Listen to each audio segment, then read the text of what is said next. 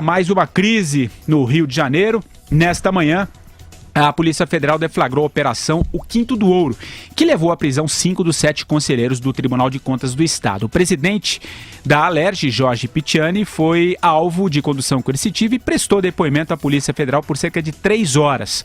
A ação desta manhã é um desdobramento da Operação Descontrole, que investiga crimes de lavagem de dinheiro e corrupção passiva por membros do Tribunal de Contas do Estado. Ô Vera, eu converso com você porque nesta semana, no nosso live aqui, você já havia falado sobre essa questão, Cantei né? Essa bola, né? Cantou essa. É a mãe Magalhães ou a mãe Magalhães? Mãe Magalhães, hein? Temos. Temos. Ô Reginaldo, o que a Vera disse pra gente debater aqui? Vai lá. O que tem muito aí nesse caso do Rio de Janeiro é muita informação de bastidores de que pode sair alguma delação premiada, tá, pessoal? Já se falou no Ike Batista, já se falou na própria Adriana Anselmo e agora se fala muito que o presidente do Tribunal de Contas do Rio de Janeiro estaria numa negociação de delação premiada porque o tribunal já teria todo ele aparecido nas investigações e ele e outros ministros ali, né? Você fala ministros? Não, conselheiros, né? Conselheiros do Tribunal de Contas do Rio estariam negociando. Ô Vera Magalhães, você é a mãe Magalhães, viu? Acho que a me gente pode cantaram fazer a aí bola, mas foi o ex-presidente, na verdade, que fez a delação, né? O filho e o ex-presidente o atual entregou os coleguinhas, então todos eles bichados, tinham me dito isso, que ia cair quase o tribunal inteirinho nessa delação. E aí tá, 5 presos, 5, por isso o quinto do ouro, 5 dos 7 estão presos, é estarrecedor. Esses tribunais de contas são uma fonte incessante de corrupção Brasil afora, né? E nem o Tribunal de Contas da União é melhor que isso. Não escapa porque tem notícias de que a Lava Jato vai pousar ali com força total depois da delação da Odebrecht.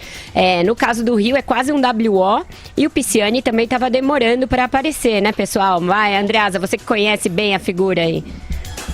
Não, eu queria interferir na fala da Vera para dizer que não tem nada de mãe Magalhães nisso aí, não. Isso aí é negócio de pai Andreasa. Isso é para quem não tem informação. No caso da Vera é apuração. Ela tinha informação, estava apurando, estava trabalhando em cima do negócio. É o seguinte, primeiro uma observação. O Quinto do Ouro é um belíssimo título para a operação e se refere ao tributo da época ainda do Império no Brasil, na época da monarquia, os 20% que se cobrava sobre a movimentação de riqueza, especificamente do ouro, e, portanto, o quinto, né? Olha, demorou para o Picciani, né? Havia um estranhamento aqui no Rio de Janeiro a respeito do fato de que todo mundo estava caindo, Sérgio Cabral havia caído, a cúpula do PMDB toda amarrada, e ele presidente da Alerj, poderosíssimo, resistindo. Chegou a ele, não demorou, mas o que é espantoso, de verdade, não é o aparecimento do Picciani, que era questão de tempo, é o fato de 5 de 7 membros do Conselho, né, do Tribunal de Conselheiros do Tribunal de Contas da União estarem presos. São 5 de 7, o que significa, a rigor, que o Tribunal de Contas do Estado do Rio não pode funcionar. A gente vai ter que encontrar uma solução jurídica para que ele possa funcionar. São 7, 1 está afastado, 5 presos, só tem uma livre, que é a corregedora. É inacreditável. Agora me diga em que lugar do mundo existe uma situação como essa, um tribunal impossibilitado de trabalhar por motivo de prisão. É sensacional. Você sabe responder, Marcelo Madureira? Andreasa. Claro que eu sei, porque aqui do Tribunal de Contas do Rio de Janeiro ficou provado que 2 mais 2 são 5 e vão todos para a cadeia. O Tribunal de Contas se dedicava a realizar as 4 operações aritméticas, ou seja, somava os impostos, subtraía as verbas, multiplicava a roubalheira e dividia as propinas. Então vocês ficam aí vilipendiando um homem como o Picciani, um homem probo, um homem honesto, aliás, os filhos dele também, todos eles, a família Picciani é o orgulho, sal da terra. É só olhar a foto do Picciani para ver ali um anjo de candor e honestidade. Olha, em honestidade, talvez o Picciani só perca no Brasil para o ex-presidente Lula. Ô Vera, vai sobrar alguém do PMDB, do Carioca? É difícil sobrar alguém no Rio em qualquer partido, né? O porteiro. O porteiro. O Pisciani, ele chegou na maior disfarçatez lá na condução coercitiva, rindo, fazendo cara de deboche, porque ele está acostumado a sempre escapar incólume a muitos e muitos escândalos que a bola passa raspando na trave e não pega ele. Mas agora é Lava Jato, gente. Lava Jato é diferente. Lava Jato é outra brincadeira. Então é bom ele ir se preparando, porque desta vez acho que não vai ser fácil para o clã Pisciani. Ele tem filhos espalhados em todas as esferas do poder. Tem um filho ministro, tem filho vereador, tem filho deputado estadual, o filho ministro é deputado federal. Ele comercializa sêmen. É, isso. Ele comercializa sêmen. E o pior é que é verdade, porque numa das vezes em que ele foi... Sêmen animal, tá, pessoal? Eles também falaram que também negociavam boi. Mas o Pisciani é o quê? Olha aqui, olha... Um desses conselheiros presos é o tal do Domingos Frazão, né? Brazão, aliás. Brazão. Eu tive aí no Rio fazendo uma reportagem, quando eu trabalhava na primeira leitura ainda, o Reinaldo Azevedo há de lembrar, a gente fez uma reportagem sobre uma coisa que é uma outra característica carioca, que são aqueles centros sociais, um puro fisiologismo ali. Os deputados tinham centros sociais que eram verdadeiros clubes. E esse Brazão era um que tinha um centro social que dava ambulância, mandava, as pessoas faziam fisioterapia, um monte de coisa na base do fisiologismo. Isso custa dinheiro, né, pessoal? Então vejam que esses esquemas não são novos, né? Falando Vera, entre os... Vai, Patrick, só uma nota, entre os presos também, a gente sabe que esse tribunal é composto por indicação política, né? Entre os presos está um dos filhos do Marcelo Alencar, ex-governador do Rio, para fazer o registro. E o curioso desse momento é o seguinte, as contas do governo do estado do Rio, as contas do Pezão, se eu não me engano, ainda de 2015, estão para ser analisadas pelo Tribunal de Contas do Estado. Não serão por falta de, digamos, de matéria humana, né? E, paralelamente, a Assembleia acéfala, sem seu presidente, no momento também de votação de reformas, de salvação do Estado. Então, o Estado do Rio se encontra naquela situação de acefalia absoluta. Mas há quem diga, acho que o Madureira concordará comigo, que mesmo que houvesse alguém no comando, a acefalia seria a mesma, não é, Madu? Absolutamente certo, Andreasa.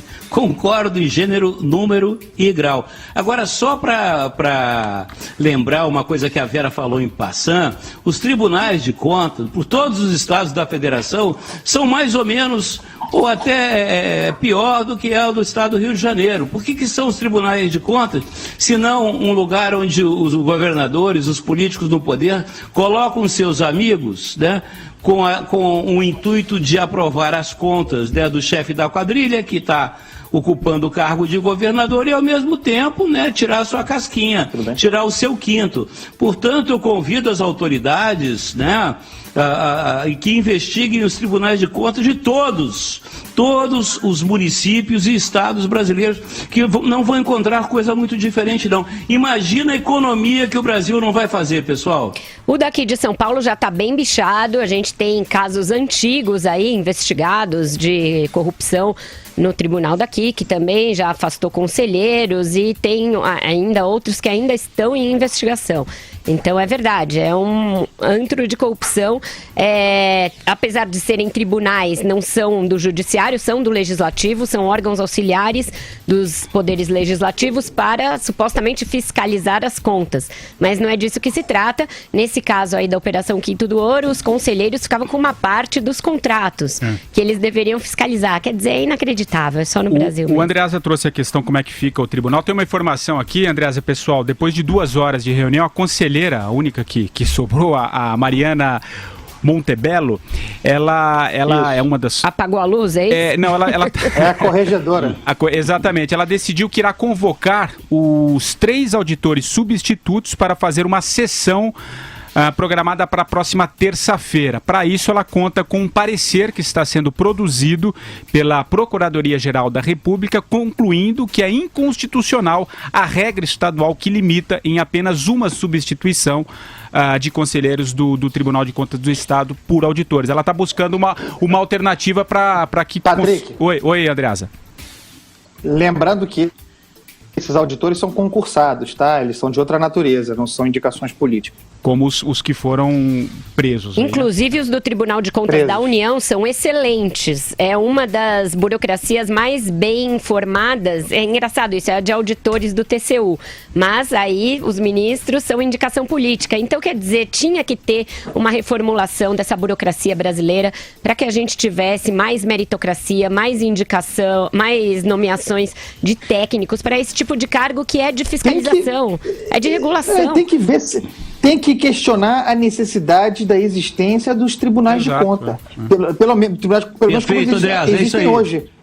Isso é uma excrescência. Esses tribunais são excrescências. Não, os funcionários, os auditores, são necessários, mas eles podem ser absorvidos por outro órgão. Esse Tribunal de Contas, o modelo de Tribunal de Contas brasileiro, é cabide de emprego, é para dar benefício, para fazer gente rica que não precisa trabalhar. Exatamente. Os procuradores que atuam no Tribunal de Contas da União também são excelentes. Ficou famoso o Júlio Marcelo pelo papel que ele teve ali de apontar as pedaladas no impeachment. E os técnicos são ótimos, mas realmente você não precisa criar uma estrutura à parte, um tribunal com indicações políticas de conselheiros ou ministros para fazer isso, que é um trabalho de fiscalização, um trabalho de regulação, né? O Madureira, o caso hoje vem no momento de insolvência administrativa do Rio de Janeiro, quer dizer, a situação aí não deve estar nada fácil, né? Enfim. Não. No caos nós já estamos. Eu acho que isso aí, na verdade, é um passo adiante para a gente sair desse buraco. É quando você começa a desratizar, né? Quando você começa a detetizar o ambiente, é sinal de que tempos melhores virão. Eu acho que é isso. Agora, essa questão que a Vera está colocando aí, o Andrés também falou, a politização, né, dos cargos, as indicações políticas para os tribunais, isso é uma vergonha. Realmente você tem os auditores, você tem as pessoas que entram por concurso público, que tem lá a carreira, que se dedicam realmente a averiguar as contas. Agora você tem lá em cima no tribunal, né, os juízes e tal, os conselheiros, que de conselheiros não tem nada, e que aprovam as contas mais absurdas, né? E eu estava agora vendo na televisão, né? Você aí mantém aquela estrutura feudal, né? Aquelas cortes, né? Tudo com jacarandá, lambris, aqueles retratos de antigos juízes. É tudo uma vergonha e isso custa dinheiro, pessoal. É por isso que a firma quebrou.